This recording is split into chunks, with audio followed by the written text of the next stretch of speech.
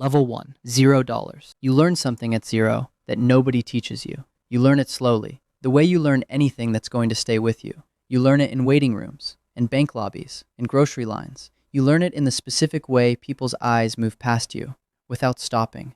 You are not someone people are rude to. You are someone people don't finish their sentences for. You go to the bank, small loan. You've practiced what you're going to say. You sit across from the advisor, young guy, clean shirt, plant on his desk. You start talking. He starts typing, not notes, something else. You can tell by the rhythm. He's typing something else while you are still in the middle of your sentence. He slides a pamphlet across the desk without looking up. You don't meet the criteria right now. You take the pamphlet. You say thank you. You fold it in the parking lot and throw it away without reading it because you already know what's inside it. On the drive home, you realize the worst part. It wasn't the no. No is fine. No, you can survive. It was that he was already typing. He had decided before you finished your sentence, before you got to the part where you explain why you're good for it, why this time is different, why you have a plan. He already knew. Not because he knew you, because he knew what you looked like before you opened your mouth. That's the thing zero teaches you that nothing else can. The world reads you before you speak, and at zero, it doesn't like what it sees. Level 2, $12,000. You are no longer invisible. You are something slightly worse. You are almost. You move into a new apartment. Not great, but yours. You can afford it, barely, and barely feels like victory after where you've been. You paint one wall, just one, a color you actually chose. You stand in front of it the day it dries and feel something you don't have a name for yet. You go to a nicer grocery store. Not nice, just nicer. The kind with wider aisles and cleaner lights. You're in line with your basket. The woman in front of you has a full cart. She looks back, sees you with your basket, looks at her cart, looks back at you. She doesn't let you go first. She looks away. That's it. That's the whole thing. A look and a look away. Nobody was cruel. Nobody said anything. She just looked at your basket and looked at her cart and made a decision that she didn't even think about making. You stand there in the line and you think about all the times you've heard people say, money doesn't change how people treat you. And you think about this woman and her cart and the decision she made in half a second, and you realize those people have never stood on this side of the cart. Money doesn't change how people treat you. The amount of it does. Level 3, $40,000. The doors don't open, but they stop being locked. That's the whole difference at this level. Nobody is rolling out the welcome mat. Nobody is sending someone across the floor to shake your hand.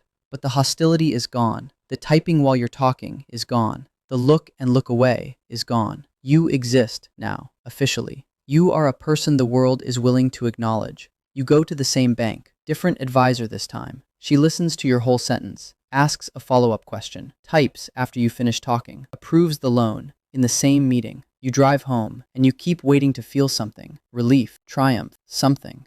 You feel mostly just tired, because it wasn't hard. That's the thing. This time, it wasn't hard. And the only thing that changed between the man who typed through your sentence and the woman who listened to the whole thing is the number you walked in with. You were the same person, same voice, same plan, same reason it was going to work. The number changed. The treatment changed with it, clean and simple as a light switch. And you sit in the car, in the bank parking lot, and you think about the pamphlet, the right now, and you understand for the first time what he actually meant. He didn't mean you weren't good enough. He meant you weren't expensive enough. Level 4, $120,000. You fly business class for the first time. You don't make a big deal of it. You sit down, real seat, real glass. The flight attendant comes before takeoff and asks if you want anything, and waits for your answer. Actually waits, looks at you while she waits. You order orange juice. She brings it in a glass with ice and a napkin underneath and says, of course, like getting you orange juice was something she was glad to do. In coach, 3 rows back, a man is trying to get the same attendant's attention. He's been trying for 2 minutes. His hand is up. She walks past him to bring you the napkin. You see this happen. You take a sip of your orange juice and you look out the window and you think about every flight you've ever taken in that man's seat, hand up, waiting,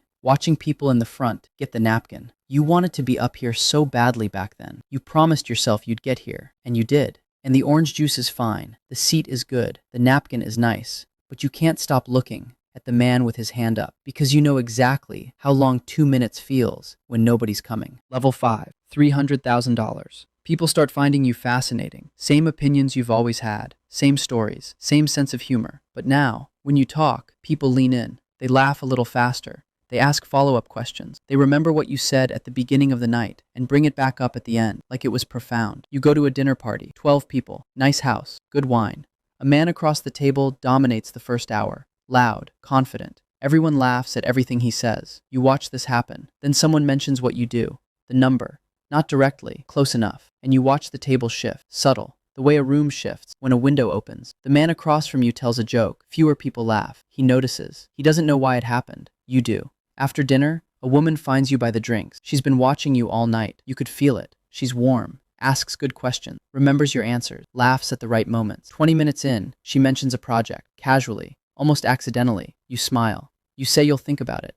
You go find someone else. Later, walking to your car, you think about the woman by the window at the last party, the one who asked what you actually like to do, not what you do, what you like. You think about how rare that question has become, and you realize the expensive thing about money isn't what it costs to get it, it's what it costs to find out who was real. Level 6, $600,000. You buy your mother a house. Not big. She didn't want big. She wanted the neighborhood she talked about when you were young, the one with the old trees and the bakery on the corner. You found one, 3 blocks from the bakery. You hand her the keys in the driveway. She holds them for a long time. Then she walks inside and goes room to room and touches the walls, just touches them, palm flat, every room, like she's making sure they're real. You stand in the kitchen doorway, watching her do this, and something in your chest does something that has no name. Not pride, deeper than pride. The feeling of a very long thing finally being finished. She turns around and looks at you, not at the house, at you, just you. She says your name, the way she said it when you were 9 years old, and you think about every room that ever made you feel like a guest. The bank lobby, the grocery line, the business class cabin with the man whose hand was up. Every room that looked at your number before it looked at your face. Your mother, she never did, is not looking at your number. And standing in that kitchen, you understand something you couldn't have understood at 0. The thing you were chasing was never the number.